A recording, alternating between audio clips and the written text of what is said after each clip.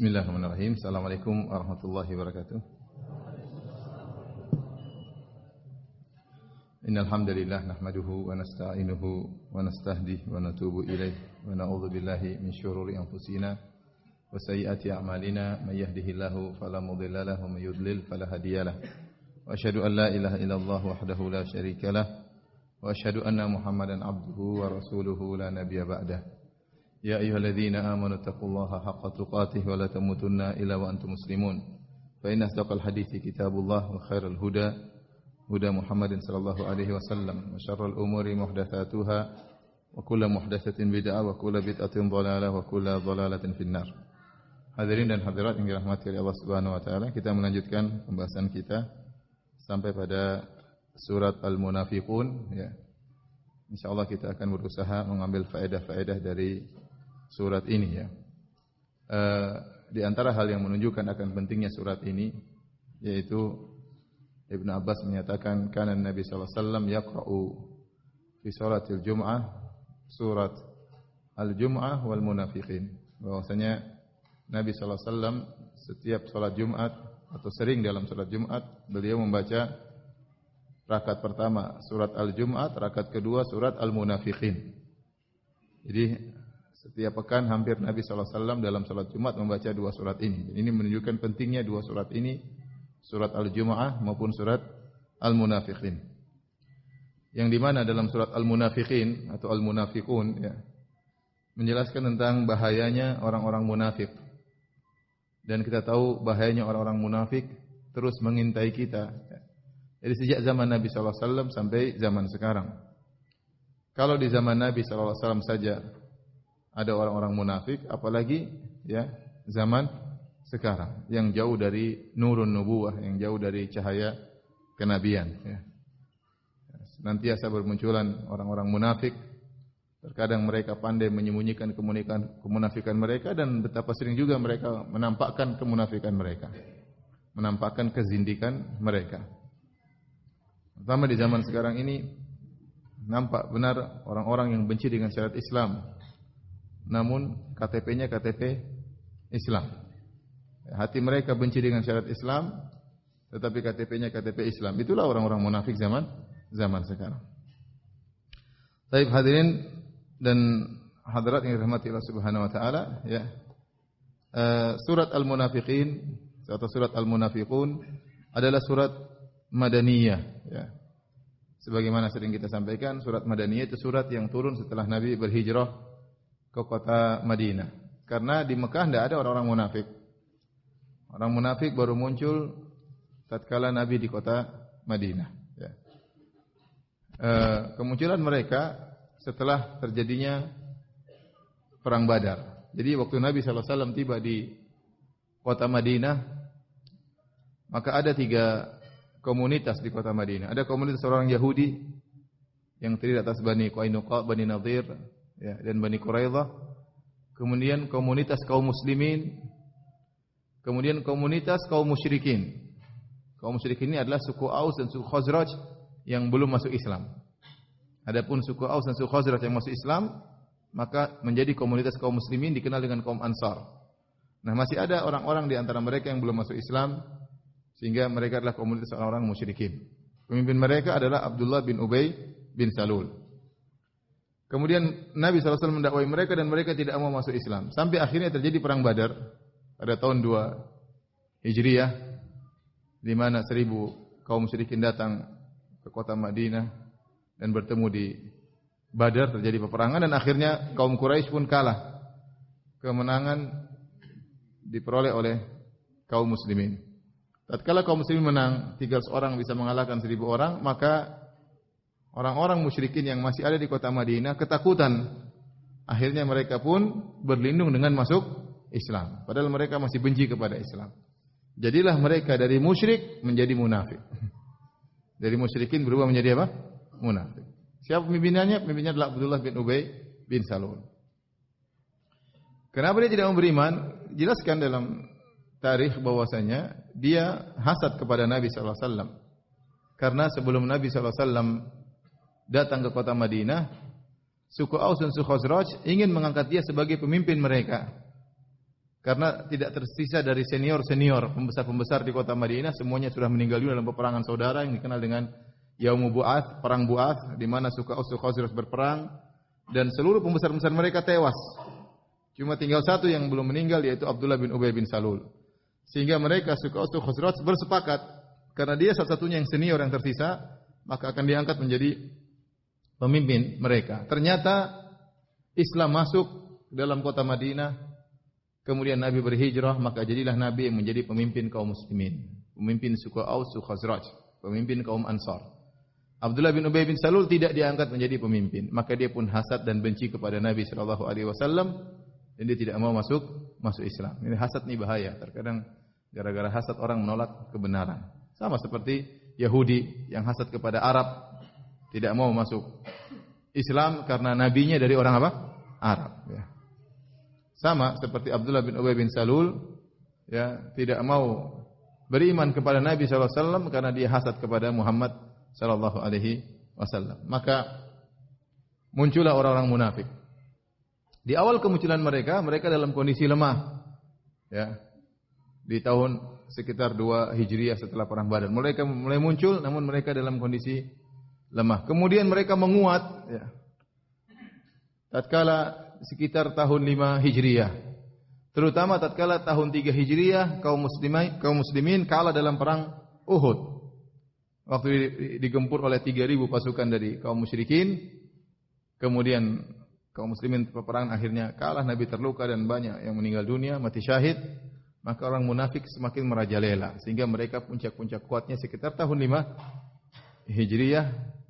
Terutama mereka berkhianat tatkala perang Khandaq, ya, tatkala perang Khandaq. Kemudian akhirnya Islam semakin berkembang, kemudian Fatu Makkah dan mereka puncak-puncaknya lemah mereka tatkala tahun 9 Hijriah, tatkala perang Tabuk. Di perang Tabuk itulah Allah semakin membongkar kemunafikan mereka, membongkar keburukan mereka, ya, borok-borok mereka diungkapkan oleh Allah Subhanahu wa taala dalam surat At-Taubah, yang berbicara tentang perang Tabuk. Jadi secara umum ada tiga masa orang-orang munafik. Masa mereka baru muncul tahun 2 Hijriah, di mana mereka dalam kondisi masih lemah, baru mulai berkembang, ya, kemudian kemunafikan memuncak pada sekitar tahun 5 Hijriah, dan kemunafikan melemah pada tahun 9 Hijriah, yang Allah bongkar kemunafikan mereka dalam surat At-Taubah tatkala terjadi perang Tabuk. Baik, hadirin dan hadirat yang dirahmati oleh Allah Subhanahu wa taala, ya. Orang-orang munafik muncul, ya, setelah Nabi berhijrah ke kota Madinah, ya. Tatkala Islam mulai kuat, baru muncul orang munafik. Itu mereka orang kafir tapi bersembunyi di balik KTP Islam. Itu maksudnya orang munafik. Ya. Mereka tidak berani menampakkan kesyirikan mereka, kekufuran mereka, tetapi terlepas dari kelepasan, keceplosan itu sering terjadi. Ya. Dikenal dengan keceplosan lisan mereka, perbuatan mereka yang menunjukkan kemunafikan mereka. Zaman sekarang pun demikian. Zaman sekarang bahkan bukan munafik, bahkan lebih parah, zindiq. Zindiq itu orang yang benar-benar menampakkan kekufurannya. Orang munafik dahulu, mereka masih menyembunyikan kekufuran mereka. Hanya muncul dari kelepasan lisan mereka. Keceplosan kalau bahasa kita. Kalau sekarang mereka enggak ragu-ragu, orang munafik zaman sekarang. Bilang misalnya syariat Rasulullah SAW sudah tidak pantas lagi di zaman sekarang. Nah, ini apa orang Islam seperti ini? Ya. Zina halal, apa ini orang Islam seperti ini? KTP-nya Islam, tapi dia berani mengungkapkan apa yang ada dalam hatinya. Dia berani mengungkapkan kekufurannya. Semua agama masuk surga misalnya. Dan ini. Dulu Abdullah bin Ubay bin Salul tidak berani ngomong demikian. Tidak ada orang munafik zaman Nabi mengatakan, oh, musyrikin juga masuk surga, Yahudi masuk surga, Nasara masuk surga. Tidak ada. Mereka menyembunyikan kekufuran tersebut. Orang munafik zaman sekarang, mereka ngomongkan. Mereka ungkapkan. Kenapa? Karena Islam mulai lemah. Semakin Islam kuat, mereka semakin bersembunyi. Semakin Islam lemah, mereka semakin berani mengungkapkan. Jadi kita perlu waspada terhadap mereka. Di sini akan dijelaskan bagaimana orang munafik. Sampai Nabi bacakan setiap pekan agar kita tahu dalam ayat tersebut Allah berfirman, humul adu, mereka itulah musuh yang sesungguhnya, orang munafik. Kenapa musuh yang sesungguhnya? Karena mereka musuh tapi KTP-nya Islam. Itu masalahnya di situ.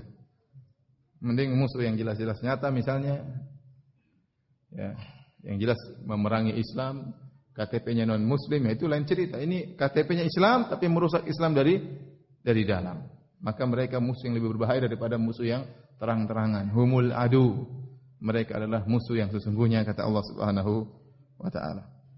Baik, kita bacakan firman Allah Subhanahu wa taala. Idza ja'akal munafiquna qalu nashhadu innaka la rasulullah. Wallahu ya'lamu innaka la rasuluhu wallahu yashhadu innal munafiqina lakadzibun. Jika datang kepada kalian orang-orang munafik dan mereka berkata nashhadu, kami bersaksi. Kata para ulama, syahadah di sini kami bersaksi ini maksudnya nahlif billah, kami bersumpah dengan nama Allah. Nashhadu maksudnya kami bersumpah innaka la rasulullah. Sungguhnya engkau benar-benar Rasulullah sallallahu alaihi wasallam. Di sini mereka, kata para ulama, mereka menyebutkan pernyataan mereka dengan 3 penguatan. Pertama, mereka mengungkapkan pernyataan tersebut dengan nashhadu, kami bersaksi, dan itu sama manzilahnya dengan al-halaf, sama dengan sumpah. Kami bersumpah wahai Rasulullah. Innaka, inna litakid, sesungguhnya engkau benar-benar, kemudian lam untuk takkid juga, la Rasulullah, engkau sungguh-sungguh, kami bersumpah engkau sungguh-sungguh benar-benar Rasulullah sallallahu alaihi wasallam. Jadi 3 penekanan. Ya, 3 penekanan. Kalau kita terjemahkan bahasa Indonesia, kami bersumpah demi Allah sungguh-sungguh engkau benar-benar adalah utusan Allah Subhanahu wa taala. Baik. Ngapain mereka datang kepada Nabi menyatakan demikian? Pasti ada sesuatu. Ya. Pasti ada sesuatu. Kalau orang yang beriman, imannya benar, enggak mungkin datang kepada Nabi, ya Rasulullah, aku bersumpah engkau Nabi. Ngapain bilang begitu? Jadi mereka datang menyatakan mereka benar-benar beriman, pasti ada sesuatu yang membuat mereka diragukan. Paham? Misalnya orang datang kepada, demi Allah saya tidak pencuri. Siapa juga yang tuduh ente? Dia datang untuk menyatakan saya tidak mencuri. Maka ada suatu pasal atau perumpamaan dalam bahasa Arab disebut kadal muribu an yakula khuduni. Hampir-hampir orang yang dicurigai berkata tangkaplah aku, ya. Dengan maksudnya apa? Dengan pengungkapan-pengungkapannya tersebut seakan-akan dia menyatakan sayalah yang telah melakukan. Sayalah yang bersalah. Paham maksudnya? Artinya tidaklah mereka datang kepada Nabi dengan mengatakan sungguh kami bersaksi engkau adalah Nabi, kecuali mereka memang diragukan. Kalau seandainya mereka tidak ragukan, ngapain mereka datang seperti itu? Justru pernyataan mereka inilah semakin membongkar mereka ingin berlepas diri. Tapi sikap berlepas diri mereka itu menunjukkan mereka beriman, justru semakin membuktikan mereka inilah yang bermasalah imannya. Sehingga harus datang untuk menyatakan demikian. Kata Allah Subhanahu wa taala membantah mereka, "Wallahu ya'lamu innaka la rasuluh." Allah mengetahui sungguhnya engkau adalah utusannya. Wallahu yashhadu innal munafiqina lakadzibun. Dan Allah bantah mereka juga dengan 3 penekanan. Kata Allah, demi Allah, Allah bersaksi, Allah bersumpah, sungguhnya orang-orang munafik benar-benar pendusta. Jadi mereka menyatakan dengan 3 penekanan, demi Allah, sungguh-sungguh engkau Muhammad, benar-benar Rasulullah. Allah bantah lagi dengan 3 penekanan, Allah bersaksi, sungguhnya orang-orang munafik ini benar-benar apa? Pendusta. Ucapan mereka adalah dusta. Apa itu munafik? Munafik diambil dari nifaq. Secara bahasa diambil dari nifaq. Nifaq, ya, secara bahasa Arab artinya nafaq, itu semacam terowongan atau goa atau lubang yang dibuat. Ya. Sampai sekarang kalau kita pergi ke Madinah, ente lewat mana? Lewat nafaq. Nafaq maksudnya turun ke bawah. Itu. Kalau bahasa Indonesia apa? Ada jalan, terus ada jalan ke bawah. Hah? Bukan terowongan ya. Kalau apa? Underpass. Ya itulah. Kalau bahasa di sana di kampung Arab namanya nafaq. Apa? Nafaq. Karena nafaq itu dalam bahasa Arab artinya ada lubang ya. Adapun munafik diambil dari nafiqa al-yarbu.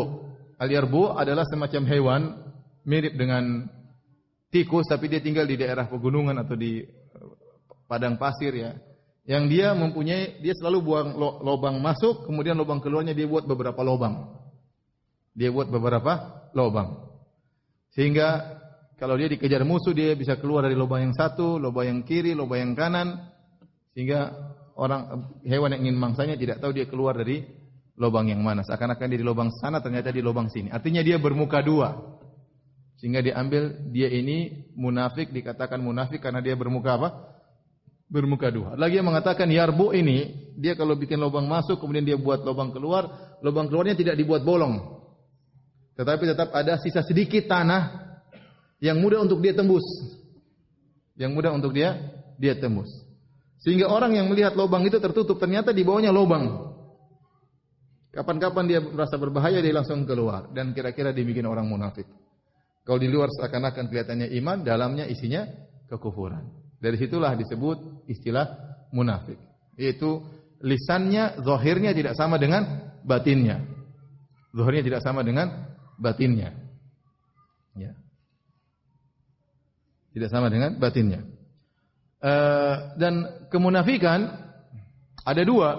Ada namanya an-nifaq al-akbar dan nifaq al-asghar. Kemunafikan yang besar dan kemunafikan yang kecil.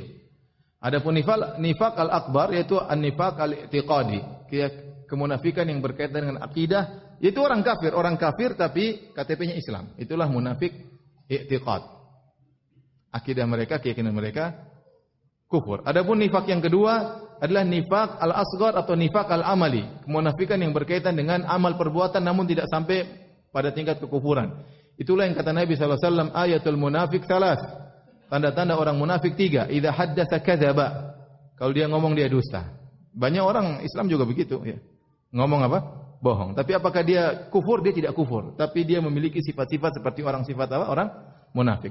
Kemunafikan dia hanya sekedar pada amalan, tidak sampai pada keyakinan. Jadi kemunafikan yang membuat kufur itu yang kemunafikan yang benci dengan syariat Islam, tidak membenarkan syariat Islam tapi KTP-nya apa? Islam. Kemunafikan kecil atau nifaq al-asghar atau nifaq amali yaitu dia orang Islam, cuma dia melakukan perbuatan-perbuatan yang mirip dengan orang munafik yang asli ya.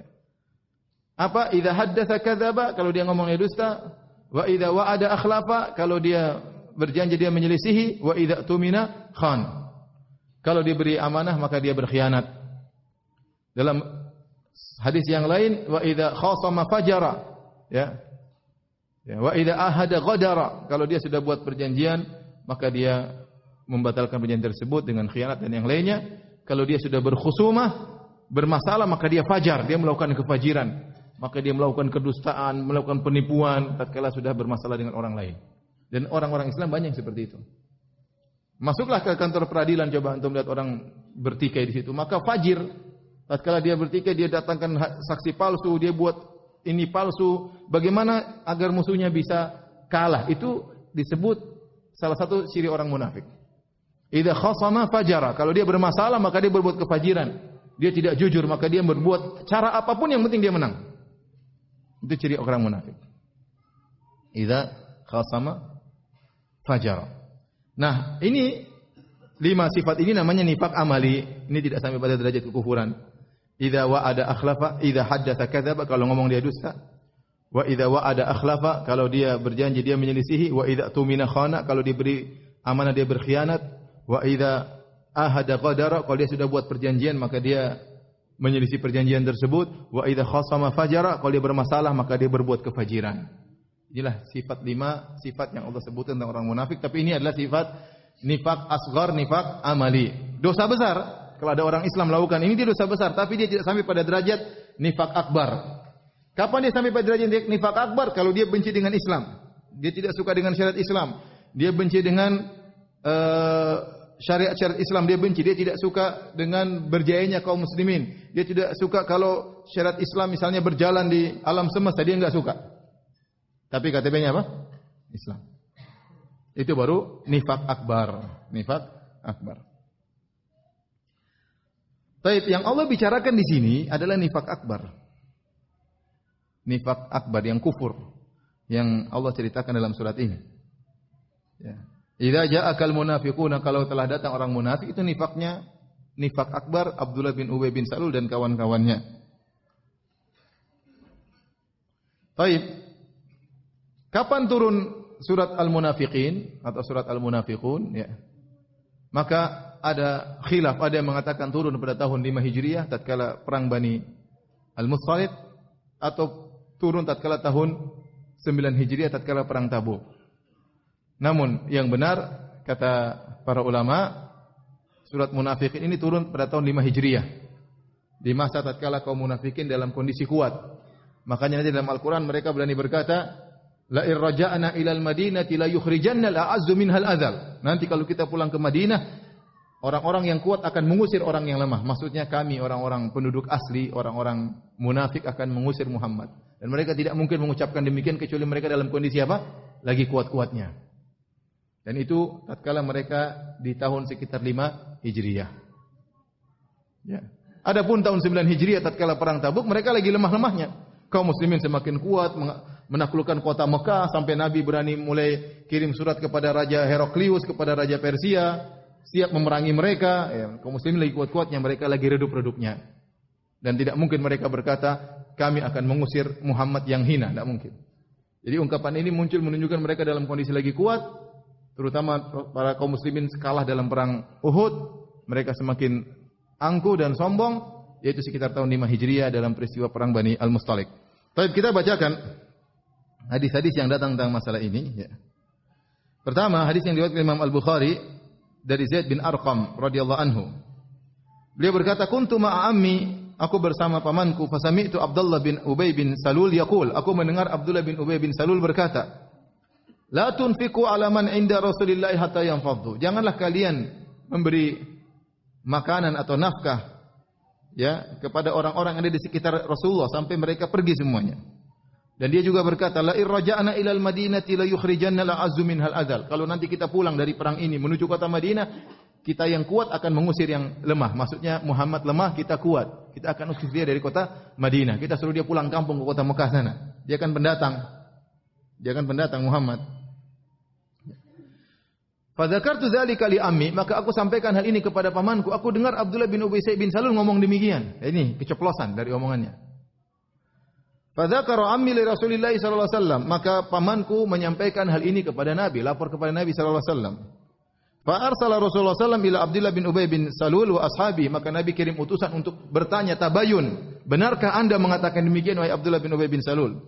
Fa halafu ma qalu, maka mereka bersumpah, oh kami enggak ngomong demikian. Mereka dusta. Kata mereka apa? Kami enggak ngomong demikian. Fasaddaqahum Rasulullah sallallahu alaihi wasallam wa kadzdzabani. Akhirnya Nabi membenarkan mereka dan Nabi tidak membenarkan aku. Karena mereka bersumpah bahwasanya mereka tidak mengatakan demikian dan Nabi terima zahirnya. Zahirnya mereka tidak mengatakan demikian. Fa asabani hammun lam yusibni mithluhu. Maka aku pun sangat sedih. Aku tidak pernah ditimpa kesedihan seperti itu. Fajalastu fi baiti, aku pun duduk di rumahku dengan penuh kesedihan. Fa anzalallahu azza wa jalla, maka Allah turunkan firman-Nya membela Zaid bin Arqam, yaitu idza ja'akal munafiquna. Turunlah surat Al-Munafiqin sampai firman Allah, humul ladzina yaquluna la tunfiqu 'ala man inda Rasulillah. Ya, membongkar ya sampai firman Allah, merekalah yang telah berkata, ya, janganlah kalian berinfak kepada orang-orang di sekitar Muhammad sampai Muhammad pergi, dan mereka juga berkata, kalau kami pulang ke kota Madinah maka orang yang kuat akan mengusir yang lemah. Ya, fa arsala ilayya Rasulullah sallallahu alaihi wasallam faqaraha alayya.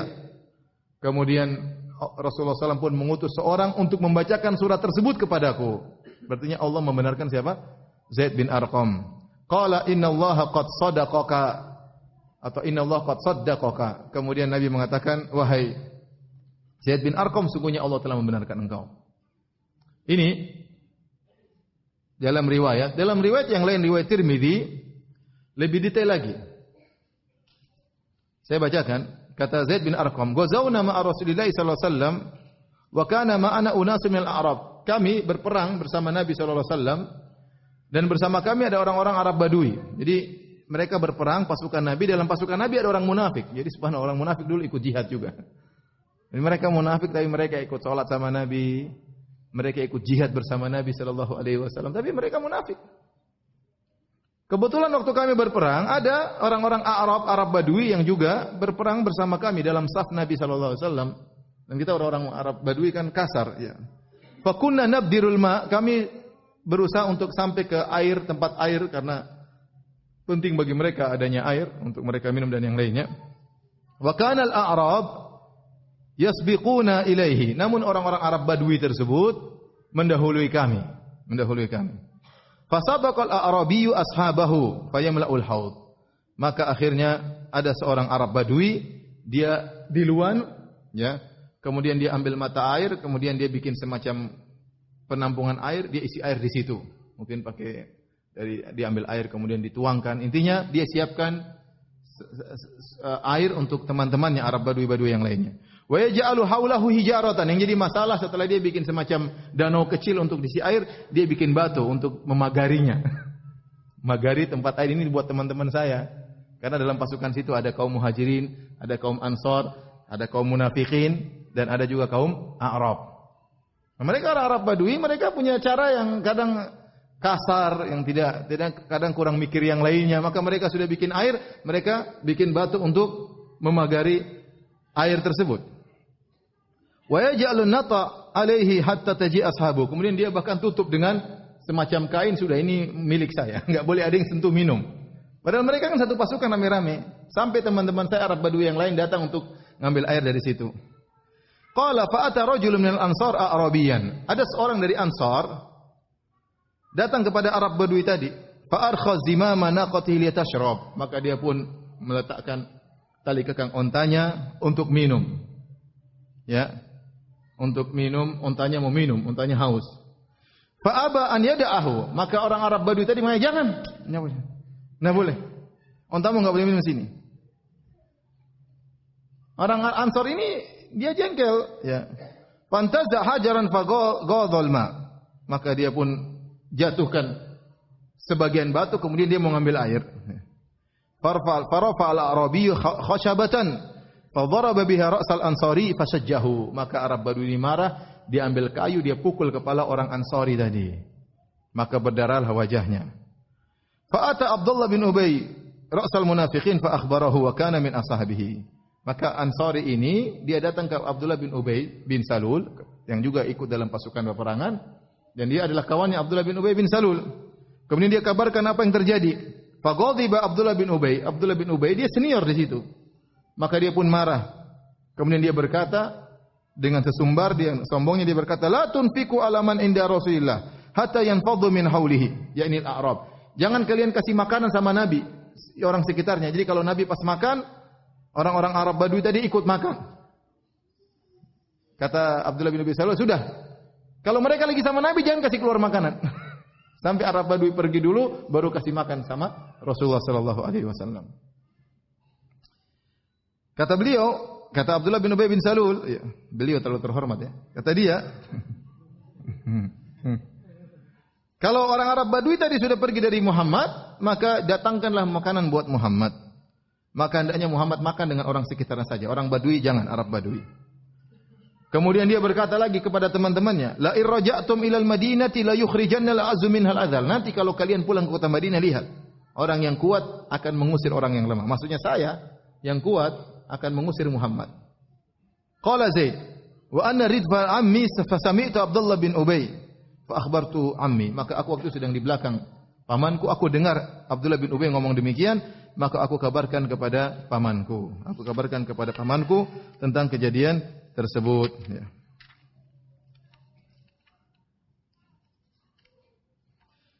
Kemudian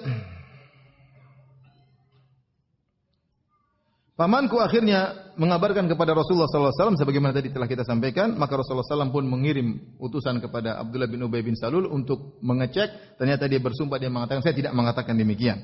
Maka Rasulullah SAW membenarkan dia dan Rasulullah SAW mendustakan aku. Maka pamanku berkata, datang kepada aku dengan berkata, ya, tidaklah kau menghendaki kecuali Rasulullah SAW memarahimu dan mendustakan engkau, dan juga orang-orang munafik marah kepada engkau. Apa yang kau lakukan itu salah. Gara-gara kau ngelapor ini, akhirnya Nabi marah sama engkau, Nabi menyalahkan engkau, dan orang munafik pun menyalahkan engkau. Ya. Fawaqa alayya min jur'atihim ma lam yaqa ala ahad. Ya. Qala fa bainama ana asiru ma Rasulullah sallallahu alaihi wasallam fi safarin qad khafaqtu bi ra'si min al-ham. Suatu hari aku berjalan bersama Nabi sallallahu alaihi wasallam dan aku menundukkan kepalaku karena saking sedihnya. Tiba-tiba Nabi sallallahu alaihi wasallam datang kemudian menyentuh telingaku, kemudian dia tertawa wa dhahika fi wajhi, Nabi tertawa di hadapanku. Kata beliau, "Fama kana yasurruni anna li bihal khuld fid dunya." Senyuman Nabi kepadaku lebih aku sukai daripada hidup kekal di dunia. Nabi senyum sama dia. Suma inna Abu Bakar lahiqani. Kemudian Abu Bakar datang menemuiku, menyusulku. Kemudian dia berkata, "Apa yang Nabi bilang sama engkau?" Qultu, ya, Nabi tidak bilang apa-apa. Cuma tadi pegang telingaku kemudian tertawa doang. Ya. Kemudian Abu Bakar berkata, "Absyir, semoga kabar baik." Ya, karena Abu Bakar lihat kenapa Nabi pegang telinganya, kemudian Nabi senyum, ada apa? Nabi ngomong apa? Ternyata Nabi enggak ngomong apa-apa. Kemudian Umar lagi nyusul kepadaku. Dia tanya lagi, "Tadi Nabi ngomong apa?" Enggak ada, cuma pegang telinga kemudian apa? Tertawa. Tatkala kami tiba di pagi hari, maka Rasulullah SAW membacakan surat Al-Munafiqin. Ya. Jadi ini sebabnya turun ayat Al-Munafiqin, terjadi peristiwa dalam perang Banil Mustaliq, ya, di mana Abdullah bin Ubay bin Salul keceplosan mengungkapkan isi hatinya dengan mengatakan tadi, "La irja'ana ilal Madinah," kalau kita pulang kota Madinah, sungguh yang kuat akan mengusir yang lemah. Dia merasa dirinya kuat dan dia merasa bahwasanya Nabi adalah yang lemah. Kita lanjutkan.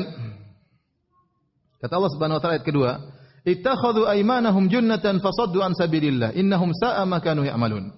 Sungguhnya mereka menjadikan sumpah-sumpah mereka sebagai junnah. Junnah itu adalah perisai. Ya, mereka mau ketahuan, mereka bersumpah. Gampang mereka berdosa. Anda mengatakan demikian, demi Allah tidak. Saya tidak mengatakan demikian. Anda tadi keceplosan ngomong gini, demi Allah tidak. Ya, Abdullah bin Ubay bin Salul dengan mudah, ya, kemudian membela diri dengan sumpah palsu. Ya. Sebagian qiraah ittakhadhu imanahum junnatan. Mereka menjadikan iman mereka sebagai perisai, artinya mereka pura-pura menjadi orang beriman agar mereka terlindungi. Jadi perisai bagi mereka. Namun yang masyhur bacanya ittakhadhu aymanahum. Mereka menjadikan sumpah-sumpah mereka sebagai perisai agar mereka selamat. Fasaddu an sabilillah. Fasaddu an sabilillah, saddu di sini bisa dua artian, bisa maknanya berpaling dan bisa artinya memalingkan. Jadi terkadang as-sad adalah fi'il lazim, terkadang sad adalah fi'il mutaaddi. Ini yang tahu yang cuma bisa bahasa Arab, ya. Ya, intinya kalau kita artikan secara bahasa Indonesia, as-sad di sini bisa artinya mereka pun berpaling dari mengingat Allah atau mereka memalingkan orang, menghalangi orang agar tidak mengingat Allah Subhanahu wa taala. Itu kerjaan orang munafik. Dia sendiri berpaling dari mengingat Allah dan dia pun menghalangi orang agar tidak mengingat Allah Subhanahu wa taala. Ya, orang-orang munafik zaman sekarang pun demikian. Dia tidak mau menegakkan syariat Islam dan dia memalingkan orang agar tidak menjalankan syariat Islam. Ya, agar berbalik justru membenci syariat Islam, itu kerjaan mereka. Innahum sa'a ma kanu ya'malun, dan sungguh ya buruk apa yang telah mereka kerjakan. Sungguh buruk apa yang telah mereka kerjakan. Para hadirin Allah Subhanahu wa taala, di sini ada sebagian masalah fikih yang disebutkan oleh Imam Al-Qurtubi rahimahullah tentang makna nashhadu. Qalu nashhadu innaka la rasulullah. Orang munafik berkata, kami bersaksi. Nah, kata sebagian ulama, kalau orang sudah mengatakan saya bersaksi, itu maknanya saya bersumpah. Saya bersumpah. Apalagi kalau dia tambah dengan nashhadu billah, saya bersumpah dengan nama Allah. Maka kalau orang mengatakan saya bersumpah atau saya bersaksi, itu sama dengan dia telah bersumpah, ya. Maka jangan dia berdusta. Ya. Tetapi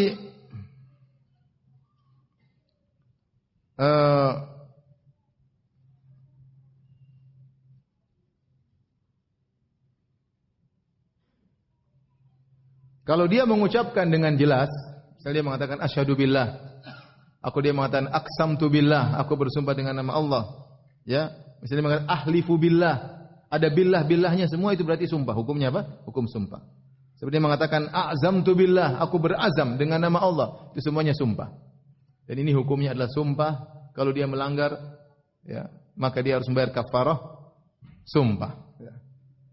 Tetapi kalau dia mengatakan asyhadu tanpa ada billahnya, dia mengatakan a'zamtu, ya, dia mengatakan ahlif tanpa ada kalimat billah dengan nama Allah, maka kata para ulama dilihat.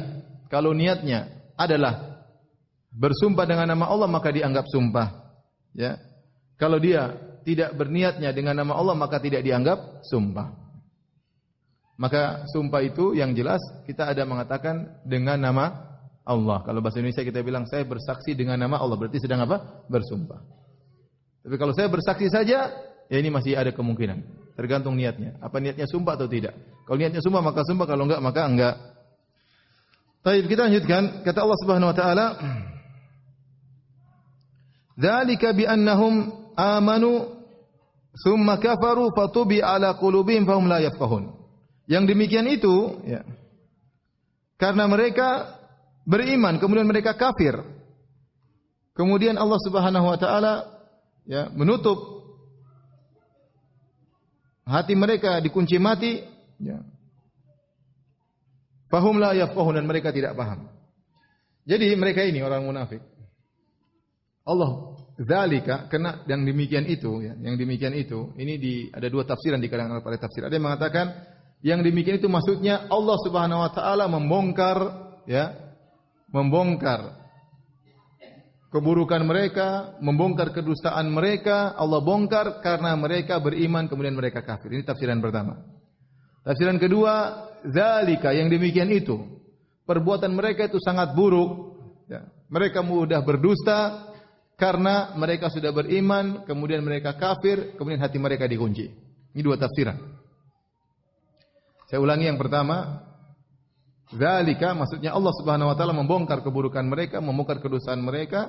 Kenapa Allah bongkar? Karena mereka telah beriman kemudian mereka kafir lagi. Kemudian Allah kunci hati mereka. Kedua, mereka buruk amalan mereka. Kenapa? Karena memang hati mereka buruk karena mereka beriman kemudian kafir. Apa maksudnya mereka beriman kemudian kafir? Ada dua tafsiran juga ya. Jadi saya perlu ingatkan kalau ada khilaf dalam tafsir itu kebanyakan adalah khilaf tanawu, bukan khilaf tadad. Apa khilaf tanawu? Khilaf tanawu itu khilaf sudut pandang tapi tidak kontradiktif. Berbeda dengan khilaf dalam masalah fikih. Kebanyakan khilaf dalam masalah fikih adalah khilaf tadad, kontradiktif.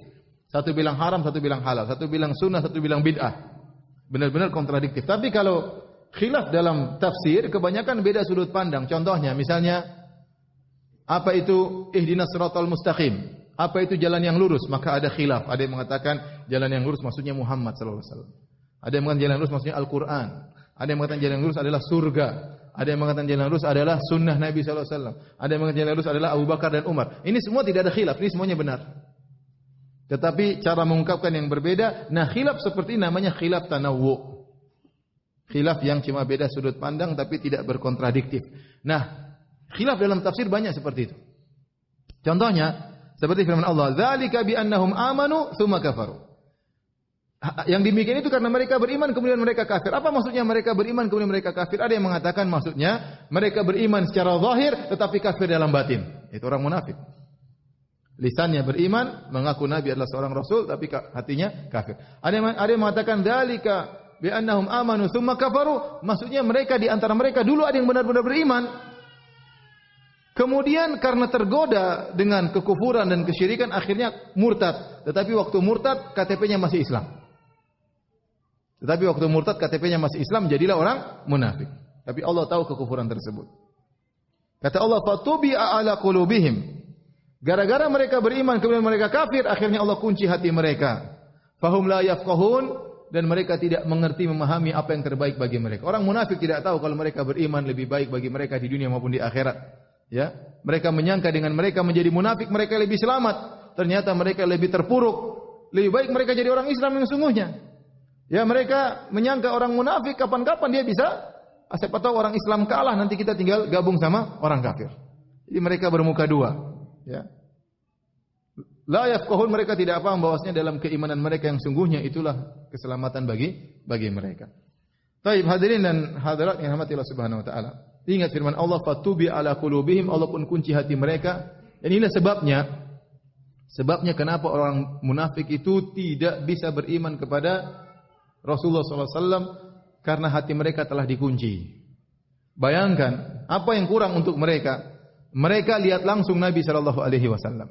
Mereka hadir langsung pengajian Nabi sallallahu alaihi wasallam. Mereka langsung dengar qiraah Nabi sallallahu alaihi wasallam, salat di belakang Nabi sallallahu alaihi wasallam. Mereka lihat mulianya akhlak Nabi sallallahu alaihi wasallam. Mereka lihat bagaimana ayat-ayat turun, mukjizat-mukjizat Al-Qur'an mereka lihat. dan mereka menghadiri perang-perang Nabi sallallahu alaihi wasallam. Apalagi yang kurang? Tetapi tidak beriman. Artinya segala sebab yang membuat mereka harusnya beriman sudah ada.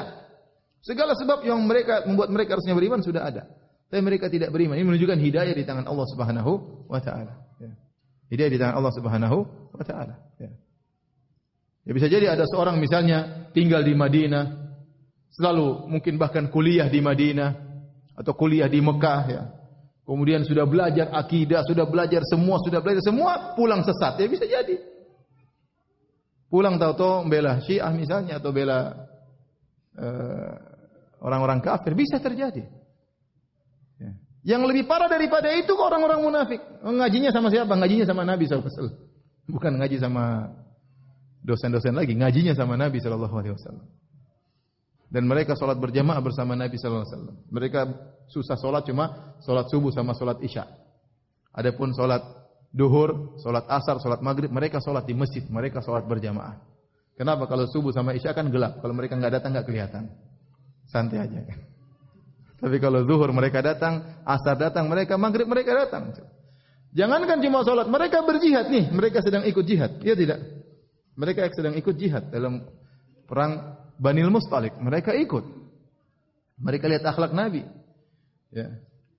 Tetapi tidak menjadikan mereka beriman. Rahasianya kenapa? Karena fatubi'a ala qulubihim, hati mereka telah dikunci oleh Allah Subhanahu wa taala. Mau diapain? Tidak bisa beriman. Kemudian kata Allah Subhanahu wa taala menceritakan tentang sebagian sifat-sifat mereka. Kata Allah Subhanahu wa taala, "Wa idza ra'aitahum tu'jibuka ajsamuhum." Jika kau melihat mereka, maka penampilan mereka membuat kau kagum, wahai Muhammad sallallahu alaihi wasallam. Jadi Abdullah bin Ubay bin Salul ini orangnya keren, tinggi, gagah. Sehingga kalau orang melihat dia terpesona karena orangnya gagah, mungkin tampan, kemudian keren bajunya, ya. Penampilan oke lah, ya. Idza ra'aitahum tu'jibuka ajsamuhum. Kata Allah, "Wa iyyaqulu tasma' liqaulihim." Kalau mereka bicara, kau akan dengar. Kenapa? Bicaranya menarik. Bicaranya menarik. Karena Abdullah bin Ubay Salul seorang yang fasih, pandai ngomong.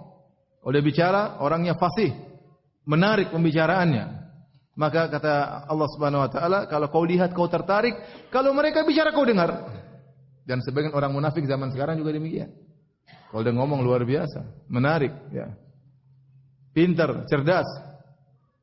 IQ-nya tinggi, ya.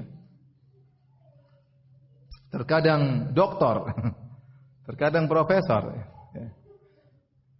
Menarik kalau berbicara.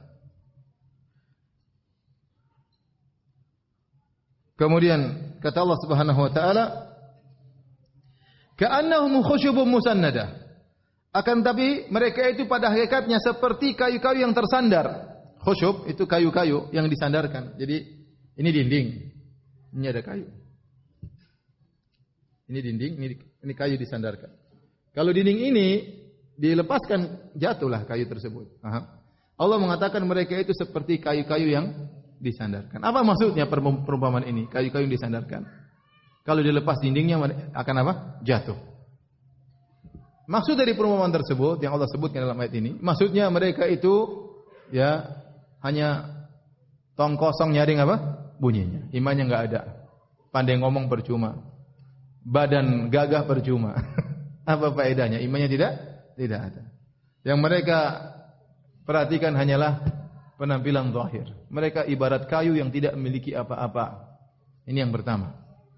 Jadi maksudnya mereka itu bolehlah penampilan oke, omongan mantap, tapi tidak ada faedahnya karena hati mereka kosong dari iman.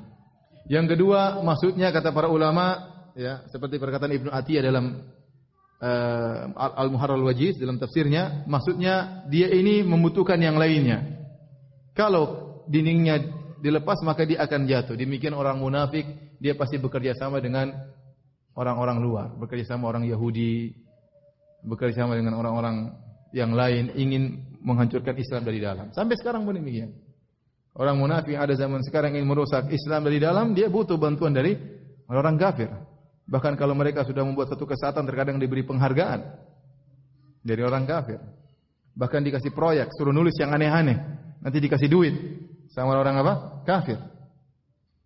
Buat tulisan tentang kesamaan gender antara laki-laki dengan perempuan, ya. Sehingga kemudian muncul kesimpulan-kesimpulan yang aneh-aneh, ya, bahwasanya wanita harus sama dengan laki-laki, bukan cuma laki-laki saja yang bisa menjatuhkan cerai, perempuan juga boleh menceraikan apa? Lelaki, ya. Bayangkan, bahaya kita laki-laki dicerai sama istri kita.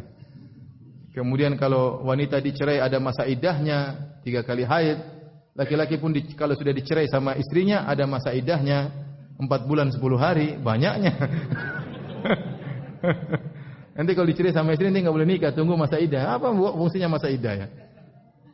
Kalau perempuan jelas masa iddahnya ada, masih ada sisa mungkin air mani dalam rahim sang wanita. Laki-laki apa yang mau tersisa? Nggak ada yang tersisa, tinggal dibuang selesai. Kemudian masa iddah. Subhanallah, mereka bikin aturan aneh-aneh. Mereka tulis begitu dikasih duit. Mereka tulis begitu dikasih penghargaan, ya akhi. Kasih penghargaan dari luar, dari Yahudi, dari Nasara. Mereka tuh nggak punya modal, tapi jadi makanya mereka itu seperti kayu yang bersandar. Ya. Kosong, nggak ada isinya, tapi begitu jadi hebat, jadi kokoh karena pandai dibungkus dengan bungkus yang indah, menarik, omongannya menarik, ya. Kemudian ya, dapat dana dan yang lainnya. Ya, dapat dana dan yang lainnya. Karena mereka ini berbahaya. Ya.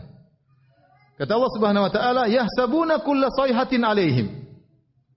Namun kata Allah Subhanahu Wa Taala, mereka mengira bahwa tiap-tiap yang teriakan yang keras ditujukan kepada mereka. Setiap ada orang teriak sesuatu, mereka menyangka mereka telah dibongkar aibnya oleh Allah Subhanahu Wa Taala.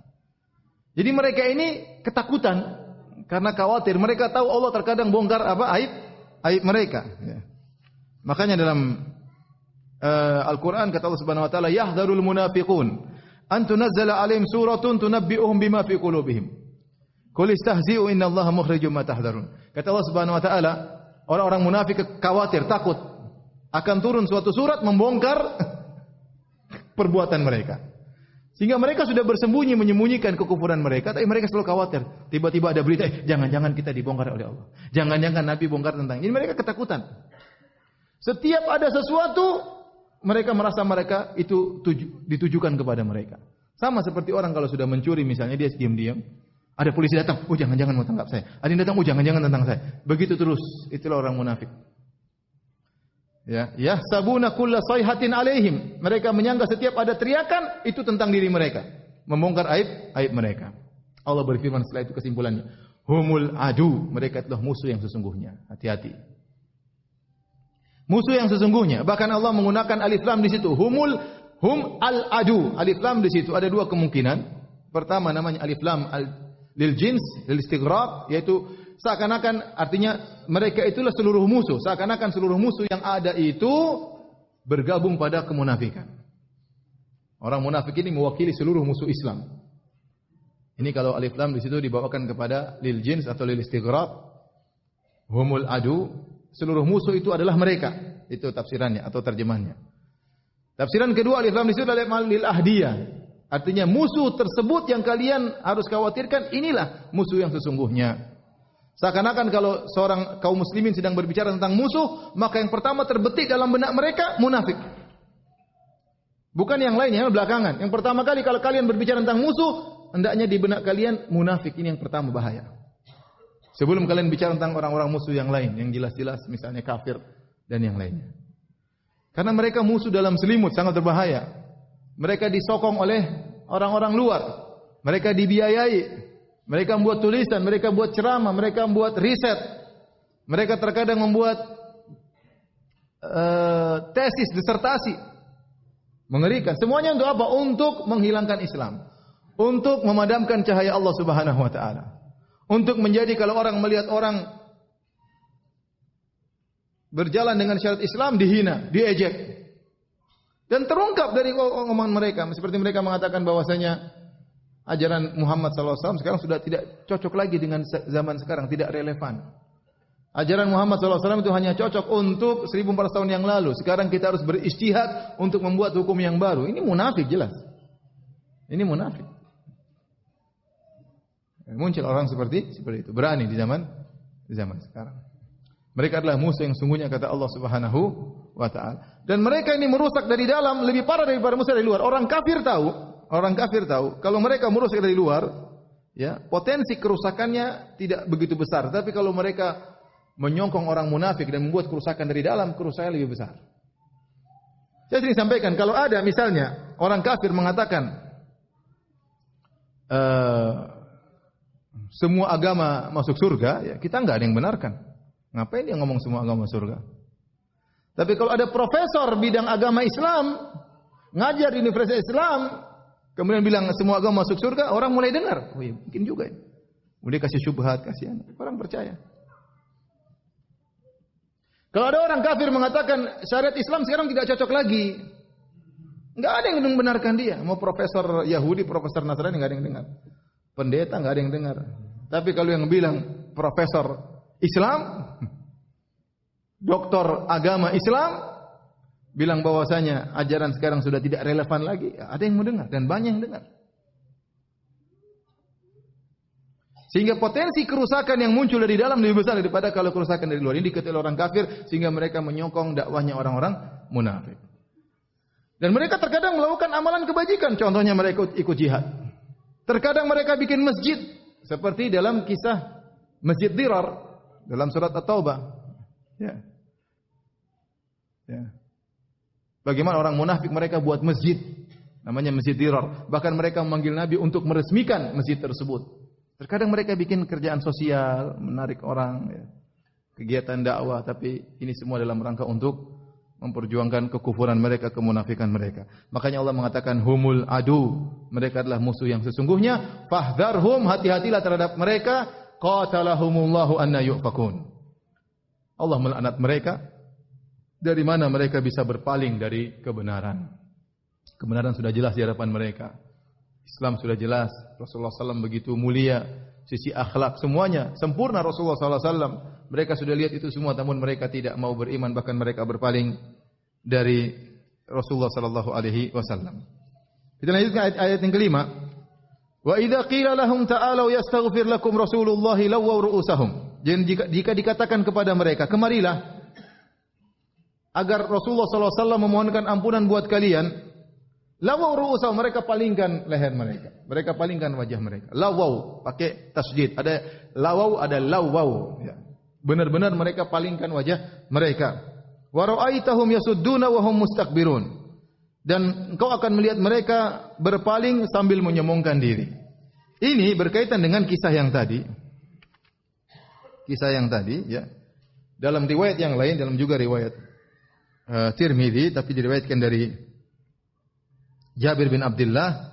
Kalau tadi dari Zaid bin Arqam, ini cerita mirip dalam kasus yang sama, tapi dari jalur sahabat yang lain yang juga ikut dalam perang tersebut, yaitu Jabir bin Abdullah. Beliau berkata, kunna fi ghazat, yaitu ghazwah Banil Mustalik. Kami dalam peperangan Banil Mustalik, yaitu peperangan melawan Banil Mustalik. Fakasa rajulun minal muhajirin rajulun minal ansar. Maka terjadi kasus ada seorang dari lelaki dari kaum muhajirin, dia menendang kaki seorang dari kaum Ansar. Faqala al-muhajiri, ya lal muhajirin. Akhirnya mereka bertengkar. Akhirnya yang orang muhajirin berteriak, wahai kaum muhajirin. Yang Ansari berkata, wahai kaum Ansar. Kaum Ansar maksudnya penduduk kota Madinah. Penduduk kota Madinah. Fasami'a dzalika Nabi sallallahu alaihi wasallam. Nabi mendengar sudah terjadi dua kubu, kaum muhajirin kaum Ansar, gara-gara pertikaian. Maka Nabi marah, Nabi berkata, ma balu da'wal jahiliyah. Kenapa ada seruan-seruan jahiliyah? Ya.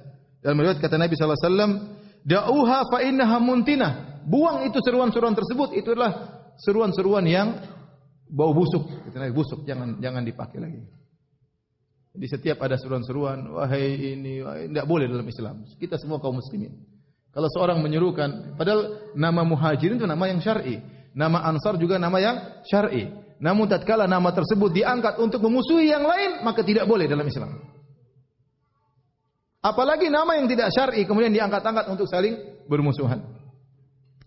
Yang menunjukkan ada kefanatisme kemudian menjadi bermusuhan. Kata Nabi sallallahu alaihi wasallam, da'uha. Karena nama-nama tersebut diangkat dalam rangka bermusuhan, kata Nabi sallallahu alaihi wasallam, da'uha fa innaha muntinah. Tinggalkanlah nama-nama tersebut. Jangan kalian angkat-angkat karena itu adalah panggilan-panggilan yang bau busuk. Kemudian Abdullah bin Ubay bin Salul mendengar tentang kejadian tersebut, ya, maka dia berkata, "Au qad fa'aluha." Apakah mereka telah berani melakukan perkara buruk terhadap kaum Ansar? Ya, karena dia dari golongan penduduk kota Madinah, dia menganggap dirinya kaum Ansar. Kaum Muhajirin berani, mereka datang jauh-jauh dari Mekah, kemudian tinggal di tempat kita yang ngayomi mereka, mereka pendatang, kemudian mereka berani mengganggu kita. Gampangannya demikian. Mereka berani mengganggu kita. Ya. Wallahi la irja'nil madinati la yukhrijanna al-'azm minhal adhal. Demi Allah kalau kita pulang kota Madinah, kita akan usir mereka orang Muhajirin yang miskin-miskin tersebut. Maka Umar mendengar perkataan Abdullah bin Ubay bin Salul. Kemudian dia berkata, "Ya Rasulullah, da'ni adrib unuqa hadzal munafik." Ya Rasulullah, biarkan aku penggal kepala Abdullah bin Ubay bin Salul. Kata Nabi, "Da'hu." Jangan.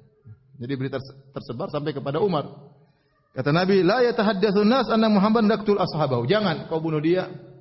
Jangan sampai orang akhirnya berbicara bahwasanya Muhammad telah membunuh sahabat-sahabatnya. Karena secara zahir Abdullah bin Ubay bin Salul ini kaum Ansar.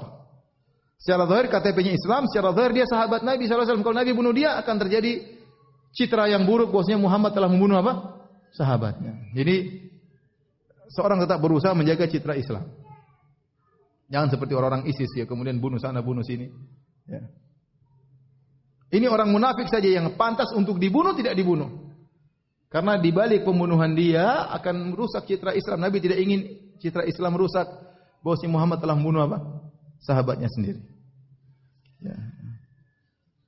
Akhirnya mereka waktu pulang datanglah orang-orang dari kaum Ansar yang satu suku dengan Abdullah bin Ubay bin Salul.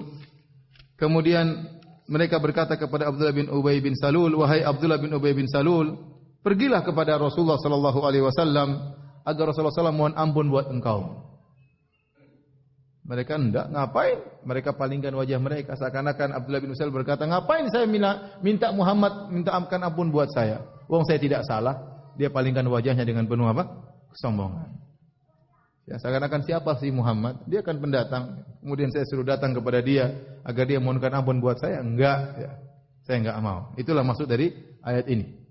Ya, kalau dikatakan kepada mereka, datanglah kepada Nabi agar Nabi mohon ampunan buat engkau, buat kalian, maka mereka memalingkan wajah mereka. Kata Allah Subhanahu wa taala ayat yang ke-6, "Sawa'un 'alaihim astaghfarta lahum am lam tastaghfir lahum la yaghfirallahu lahum." Wahai Muhammad, sama saja. Terhadap mereka sama saja. Apakah engkau mohonkan ampunan buat mereka? Atau kau tidak mohon ampunan buat mereka, Allah tidak akan ampuni mereka. Percuma karena mereka orang kafir, orang munafik. Dalam ayat yang lain kata Allah Subhanahu wa taala, "Istaghfir lahum aw la tastaghfir lahum. In tastaghfir lahum 70 marratan fala yaghfirallahu lahum. Dzalika bi annahum kafaru billahi wa rasulih. Wallahu la yahdil qaumal fasiqin." Kata Allah, sama saja kau mohon ampunan silakan mohon ampun buat mereka wahai Muhammad, atau kau tidak mohon ampun buat mereka wahai Muhammad, meskipun kau mohon ampun buat mereka 70 kali, Allah tidak akan ampuni mereka. Kenapa? Karena mereka kafir kepada Allah dan Rasulnya, dan Allah tidak beri petunjuk kepada orang yang fasik. Jadi ini dalil kalau orang munafik meninggal tidak boleh kita doakan dia. Kalau kita tahu, tidak boleh kita doakan ampunan. Kalau kita tahu dia benar-benar apa? Munafik. Kita tahu dia benci sama Islam. Kita tahu dia yang mencerca syariat Islam, ya udah jangan salatin dia dan jangan doakan dia. Karena dia munafik, KTP-nya saja Islam tapi dia benci terhadap Islam. Kemudian kata Allah Subhanahu wa taala, kenapa tidak ada manfaat bagi mereka kalau kau mohon ampun bagi mereka? Kata Allah, humul ladzina yaquluna la tunfiqu ala man inda Rasulillah. Allah bongkar tentang pernyataan Abdullah bin Ubay bin Salul. Mereka itulah yang berkata, janganlah kalian berikan makanan kepada orang-orang di sisi Rasulullah hatta yang fadhu, sampai mereka pergi. Dan ini tadi perkataan Abdullah bin Ubay bin Salul, jangan kasih makan orang Arab Badui tadi sampai mereka pergi.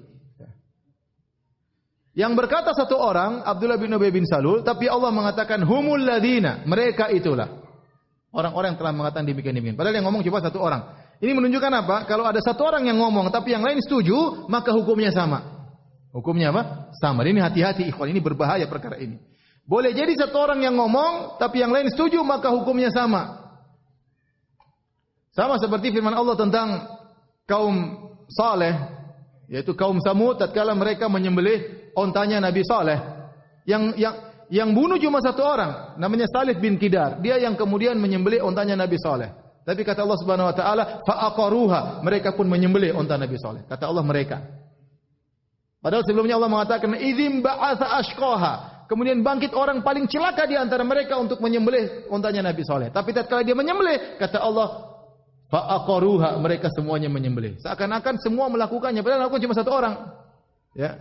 Tapi ini yang lakukan ini hasil rapat bersama, paham? Hasil rapat bersama. Kalau kita bilang al-munafid atau eksekutornya satu orang, tetapi hukumnya kena semuanya karena ini hasil keputusan bersama. Sama Abdullah bin Ubay bin Salul, dia ngomong dia sendiri, tapi teman-temannya semua setuju. Maka Allah mengatakan humul ladina, mereka itulah. Maka hati-hati, terkadang kita tidak ikut serta tapi kita ikut sokong, hukumnya sama.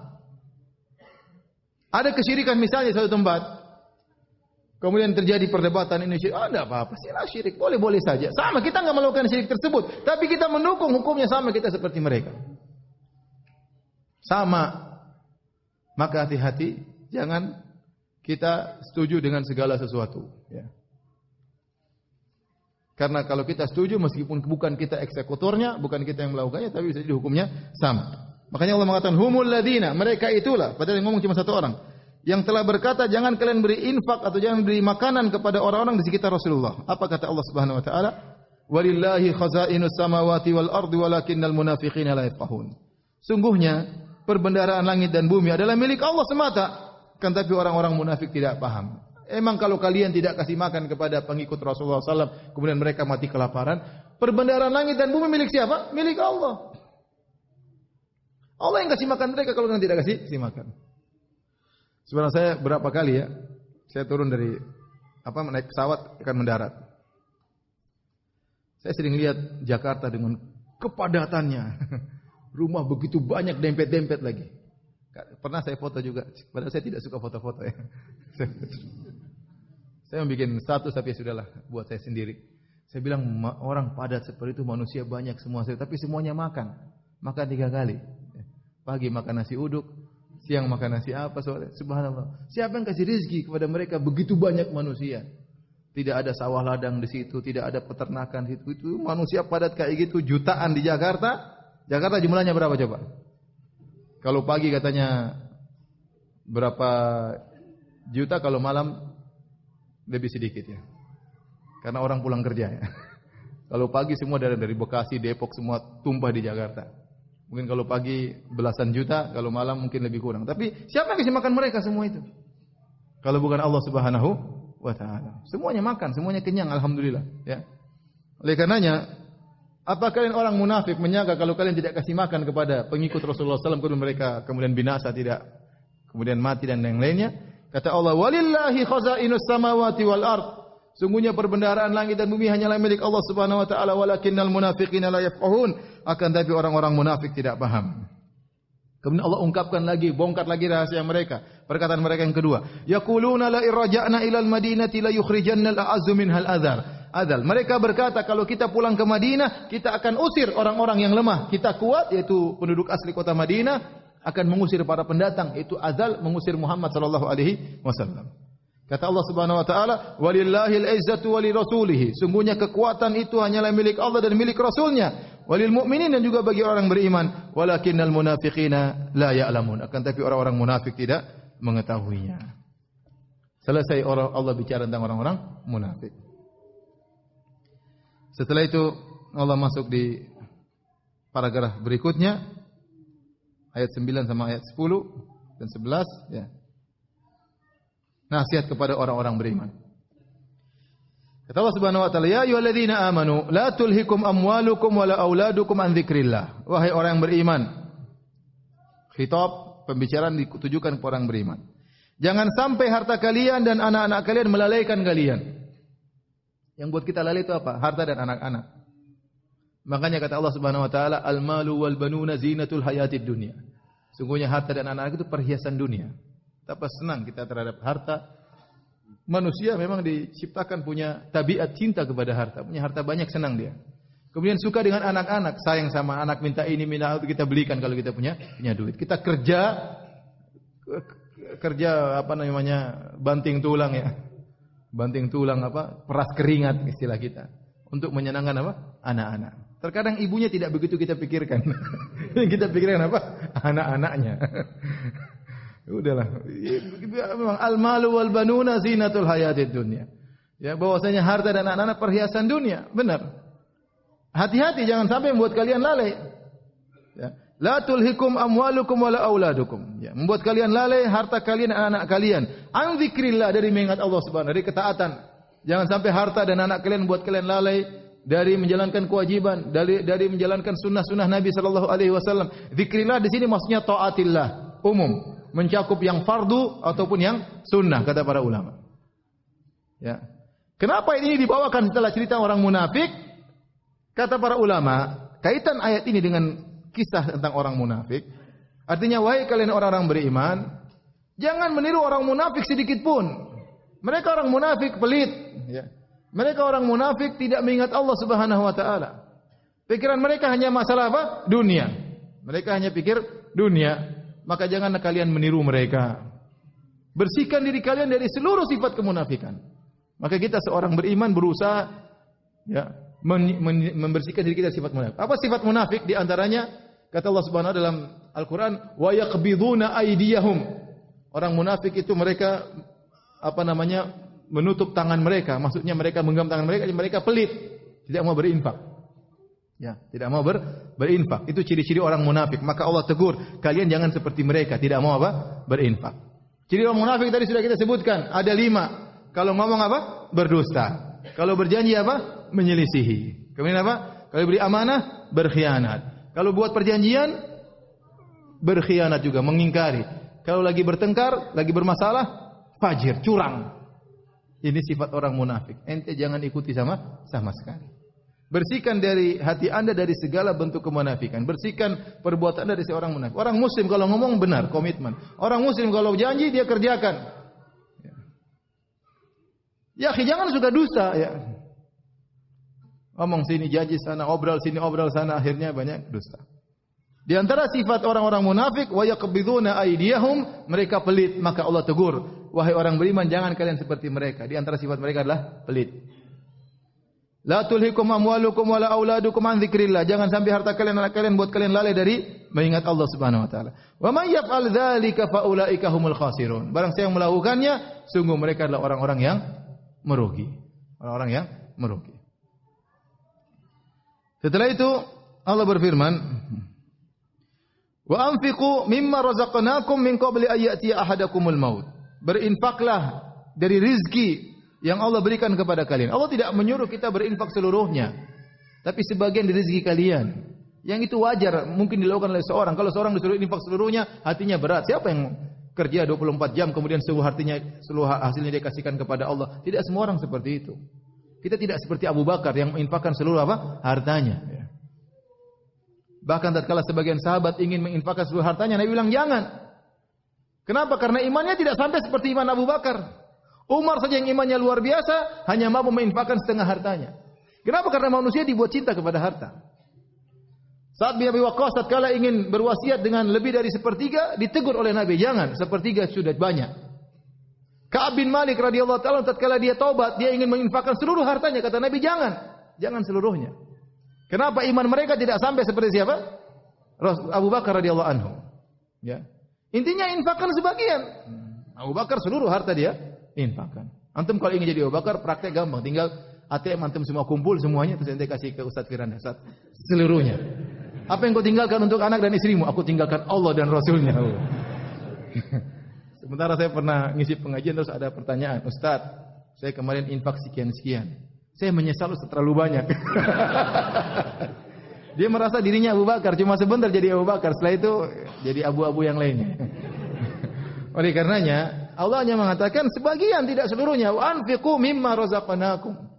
Karena manusia, keluarkanlah sebagian dari rezeki yang Allah berikan kepada kalian. Itu rezeki dari Allah. Allah kasih kalian, infakkan sebagian. Karena kita memang cinta dengan harta. Min qabli ayati ahadakumul maut. Sebelum datang kematian kepada salah seorang dari kalian. Fayaqula rabbi laula. Tatkala dia mau meninggal, kemudian dia berkata, akhartani ila ajalin qarib. Ya Allah, jangan matikan aku sekarang, tunda sebentar. Sebentar saja. Ila ajalin qarib, waktu yang depan. Fa asaddaq wa akum minas salihin, agar aku bisa bersedekah dan aku termasuk orang-orang yang saleh. Ya. Dia menyesali apa yang telah dia lakukan. Tapi sudah fatal awan, percuma. Dia sudah tidak ada kesempatan lagi. Di sini Allah menceritakan tentang halil muhtadir. Al-muhtadir maksudnya orang yang akan meninggal dunia. Maka dalam hatinya, kalau dia tatkala datang malaikat maut, dia ingin, ya Allah jangan matikan aku sekarang, tunda aku sebentar, aku ingin bersedekah. Taib, dia sebutkan sedekah di sini, ini menunjukkan sedekah adalah amal soleh yang luar biasa. Ya. Maka sedekah faedahnya sangat banyak. Ya. Di dunia maupun di akhirat. Di dunia menambah rezeki, ma naqasa shadaqatun min mal. Sedekah tidak akan mengurangi apa? Rezeki, bahkan menambah. Ya, kemudian sedekah di akhirat, ya.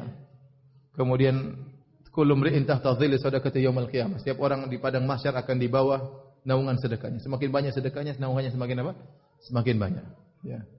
Inna shadaqata sir tudfi'u ghadabar rabb. Sungguhnya sedekah yang dikeluarkan diam-diam, tidak ada yang tahu, akan meredupkan kemurkaan Allah Subhanahu wa taala.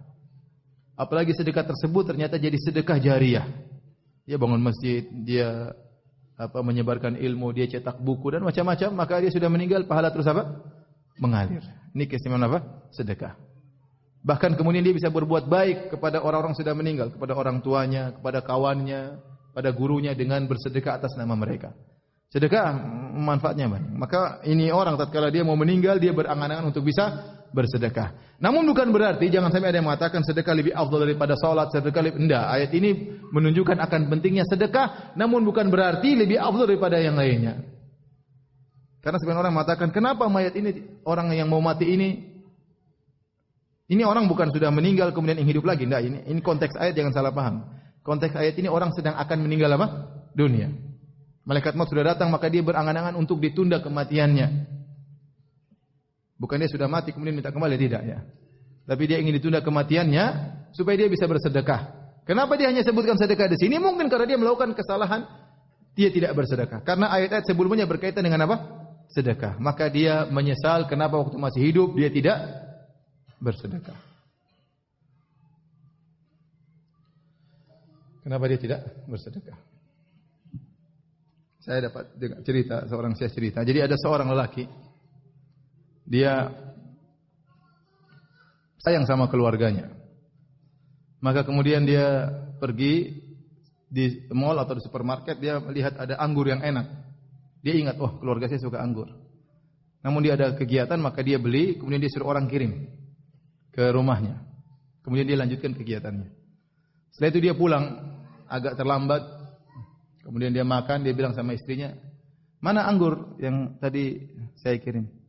Waduh, kita sudah habiskan. Kok bisa? Aduh, kita lupa sama antum. Langsung dia kaget. Dalam hatinya, saya masih hidup saja, ente sudah lupa sama saya. Gimana kalau sudah mati? Akhirnya dia baru sadar. Kemudian dia bangkit, kemudian dia beli tanah, kemudian dia bangun masjid. Ini masjid tidak akan lupa sama saya. Allah akan ingat selalu kepada dia. Artinya, ya, orang bersedekah itu penting untuk dirinya sendiri. Dia sayang pada anak-anaknya, sayang pada istrinya, tapi dia harus sayang pada dirinya juga. Maka dia harus perbanyak sedekah untuk aset dia di akhirat kelak. Ya. Maka orang ini berangan-angan untuk bersedekah karena mungkin ayat sebelumnya menunjukkan dia mungkin lalai dalam bersedekah, maka dia pun ingat kenapa dulu saya tidak bersedekah. Fa asaddaqa wa akum minas salihin. Kalau kau tunda kehidupanku ya Allah, aku akan menjadi orang-orang yang saleh. Ya, seperti perkataan yang lain, Rabbirji'un. Mayat berkata, Rabbirji'un, ya Allah kembalikan aku, la'alli a'malu salihan fima tarakt. Semoga aku bisa beramal saleh pada perbuatan amal saleh yang aku tinggalkan dahulu. Kata Allah, wala yu'akhirallahu nafsan idza jaa ajaluha. Dan jika telah datang ajal, maka Allah tidak akan menunda satu jiwa pun. Tidak akan ditunda, enggak mungkin.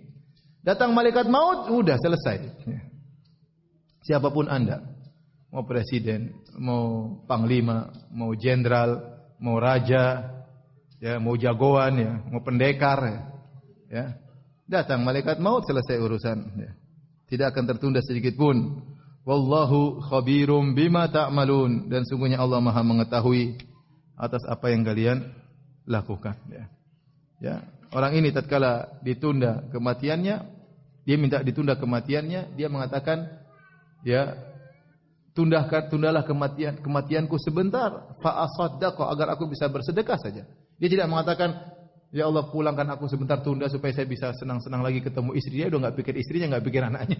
Yang dia pikir bagaimana dia bisa apa? Selamat dengan bisa bersedekah. Wallahu ta'ala alam bisawab.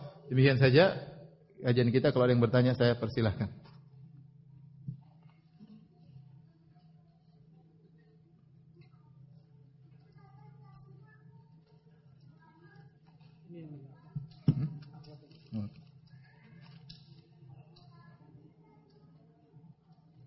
Ustaz, bagaimana dengan sholat subuh yang terlewat karena tertidur? Kadang melakukan sholat subuh jam 8 pagi.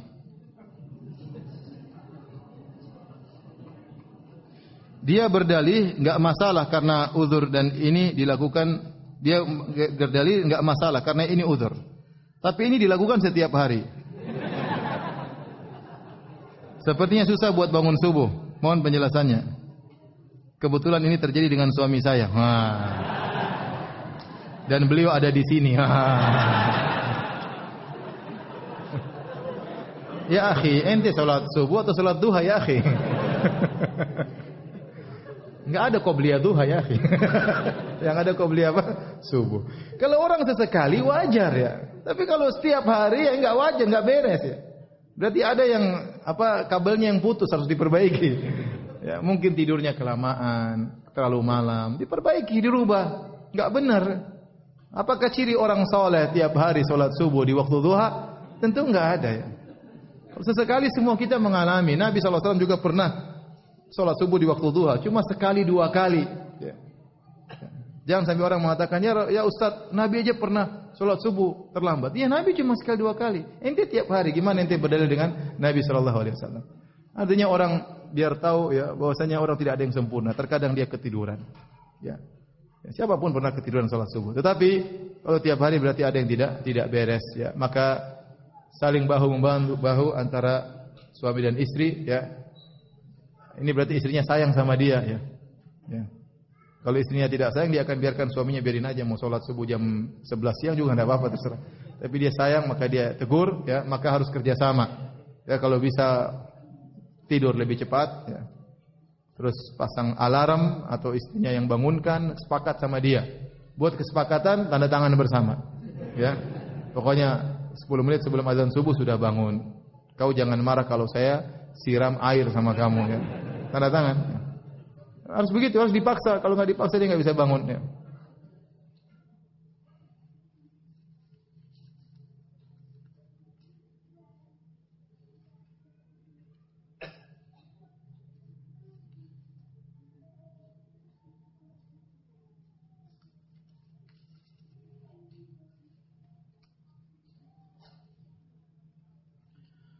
Ustadz, adakah mati suri? Ya. Kalau mati namanya mati, berarti roh sudah terlepas dari apa? Jasad. Kalau mati suri maka tidak ada, berarti dia belum mati. Ya. Coba dia mengalami kondisi tapi dia belum apa? Mati. Belum ada kasus mayat sudah mati, ruhnya sudah diambil malaikat mungkar nangkir, kemudian ucul lepas kembali lagi. Itu enggak ada ya, enggak ada. Yang ada mungkin dia dihukum misalnya jantungnya berhenti sebentar, tapi dia belum mati. Rohnya masih di jasadnya. Ya. Dia sempat hilang pikiran misalnya, mungkin terjadi. Tetapi dia belum mati. Bagaimana hukumnya Ustaz jika sementara Ustaz kajian ada juga yang bicara, cerita dari awal kajian sampai akhir, mengganggu yang di sekitarnya? Mohon nasihat Ustaz. Anti atau Anda yang dengar itu nasihat langsung. Ya. Kategori akhi dari kajian. Kalau ente mau gantikan Ustaz Firanda, saya kasih tahu.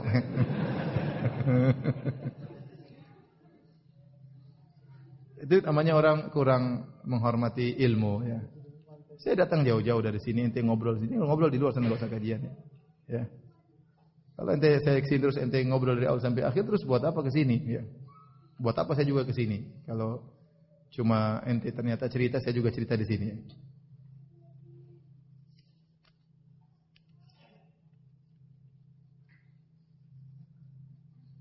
kita akan diberkahi oleh Allah sesuai dengan pengagungan kita terhadap apa? Terhadap syariat Allah Subhanahu wa taala. Sejauh mana kita mengagung syariat Allah, kita akan diberkahi oleh Allah. Sejauh mana kita meremehkan syariat Allah, kita jauh dari berkah dari Allah Subhanahu wa taala.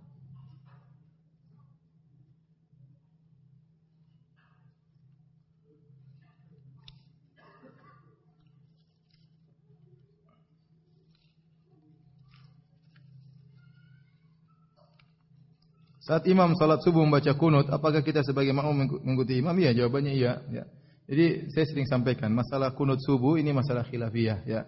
Masalah khilafiyah yang kuat, ya. Yang kuat dan saya sudah bahas secara khusus, ya. Nanti insya Allah ada aplikasi bekal salat, antum bisa baca. Intinya bahwasanya secara umum ada 3 pendapat atau 4 pendapat di kalangan para ulama yang mengatakan kunut subuh adalah sunnah, dianjurkan tiap hari. Di antaranya mazhab Syafi'i, mazhab Maliki dan mazhab Zahiriyah. Kemudian yang mengatakan kunut subuh adalah bid'ah, mazhab Hanafiyah. Mazhab Hanafiyah. Kemudian mengatakan kunut subuh tidak dianjurkan tapi tidak bid'ah adalah mazhab Hanabilah.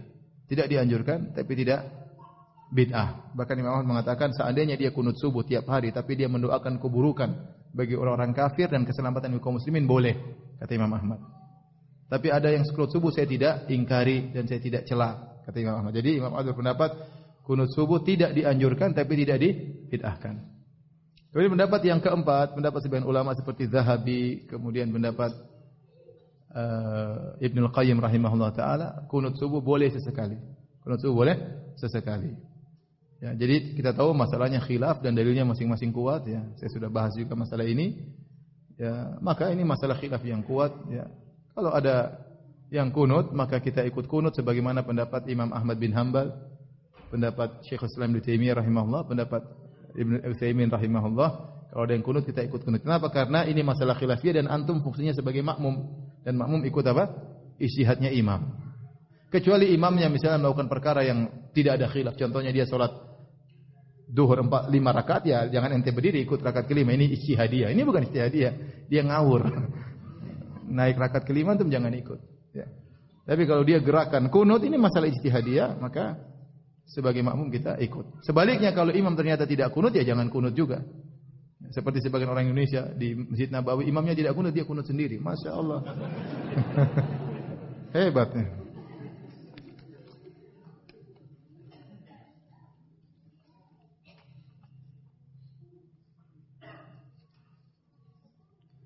Ustaz, saya waktu muda dulu sering lalai berbakti kepada orang tua saya, dan setelah saya ikut mengaji sekarang baru tahu bahwa apa yang saya lakukan adalah bentuk durhaka kepada orang tua. Sekarang kedua orang tua saya sudah wafat. Apa yang bisa saya lakukan sekarang untuk menebus dosa saya terhadap orang tua? Banyak istighfar, banyak doakan mereka. Makanya di antara ciri anak soleh, waladun soleh yad'u lahu, anak soleh yang mendoakannya. Bukti seorang itu soleh, dia selalu mendoakan apa? Orang tuanya. Sekarang percuma orang tua sudah tidak bisa antum baiki secara dunia, secara materi. Kalau dulu masih hidup mungkin antum bisa ajak jalan-jalan, bisa ajak makan bareng, bisa ikut naik mobil antum yang bagus misalnya, bisa antum safar dengan dia pergi kemana jalan-jalan. Waktu dia masih hidup, dia meninggal mau apa? Enggak ada. Dulu masih hidup antum bisa pijit, antum bisa ngobrol sama dia. Sudah meninggal, sudah lewat.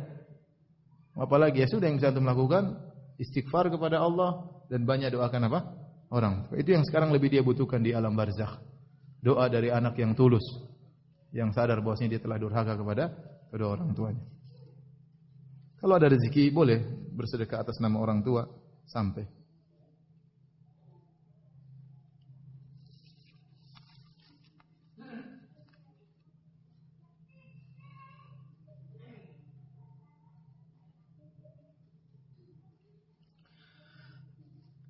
Adakah perintah dari Rasulullah untuk mendidik anak sesuai zamannya? Karena saya pernah dengar teman saya berkata seperti itu, sehingga ia menganggap berjenggot tidak isbal bukan zamannya lagi. Apakah termasuk orang munafik? Enggak. Enggak, dia orang mungkin kena syubhat, enggak ngerti. Orang munafik tuh dia memang asalnya benci dengan syariat apa? Islam. Dan dia bicara secara total semua syariat. Bukan sebagian syariat. Ini kadang ada syubhat. Misalnya jenggot tidak pantas lagi, tapi dia tidak berbicara tentang seluruh syariat. Ya berarti dia kena apa? Syubhat. Ya, maka tidak bisa kita katakan dia orang-orang munafik. Ya, ada orang kena syubhat, kita jelaskan ya. Bahwasanya syariat Nabi sallallahu alaihi wasallam berlaku setiap tempat dan setiap apa? Zaman ya.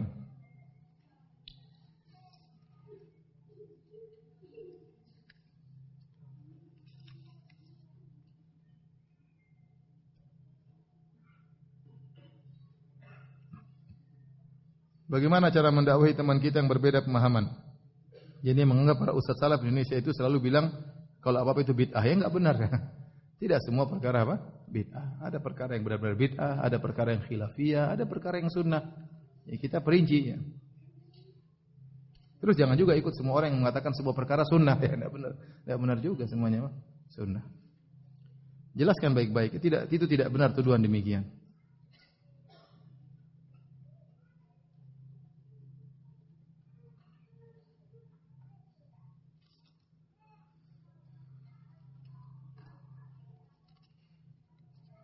Ustaz, bagaimana jika istri tidak bisa mengelola keuangan dan selalu berbohong masalah uang?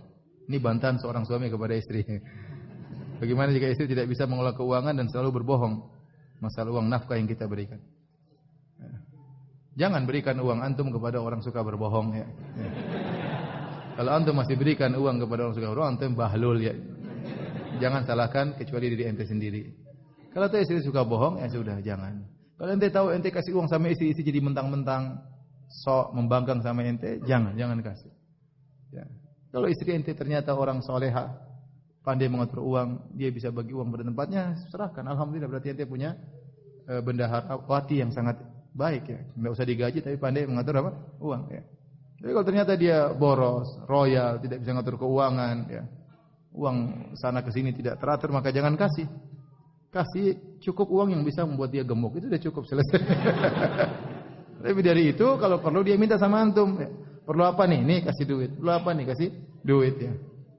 Dengan demikian istri nanti akhirnya merasa butuh sama antum. Tapi kalau semua uang kasih dia tidak merasa butuh sama antum karena sudah tiap bulan pasti dapat. Ya lihat kondisi istri. Ada istri yang baik, masya Allah kita kasih uang dia atur dengan baik. Ada istri yang seperti itu, maka jangan kasih uang antum sama dia.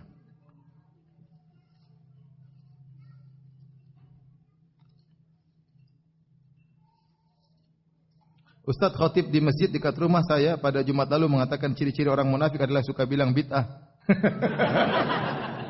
Nabi tiap sholat Jumat mengatakan inna kulla bid'atin dhalalah, setiap bid'ah sesat. Terus Nabi orang munafik.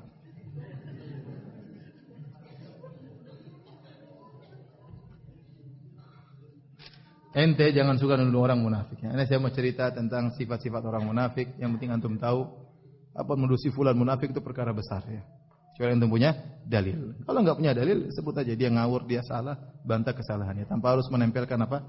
Munafik atau tidak.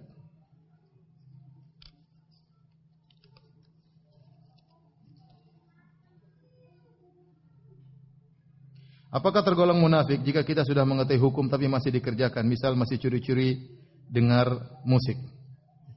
Enggak ya. Ini bukan munafik, maksiat. Pelaku apa? Maksiat.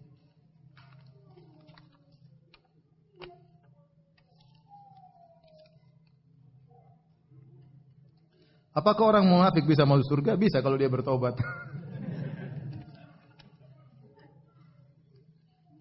Ustaz, bagaimana cara menghilangkan penyakit hati seperti ujub? Kadang muncul walaupun kita sudah berusaha menghilangkan. Bagaimana cara menghilangkan penyakit hati seperti ujub? Kadang muncul walaupun kita sudah berusaha menghilangkan. Apa yang ente mau ujubkan? Ente hafal Quran aja enggak, bahasa Arab aja enggak bisa. Di Madinah saja anak kecil bisa bahasa Arab, tidak ada yang ujub. Bahasa Arab enggak bisa, hafalan enggak ada, ceramah juga enggak bisa, sedekah juga pelit-pelit. Terus semua ujub apa? Salat malam enggak pernah. Ente tahu diri lah. Ente kalau ujub sudah kebangetan.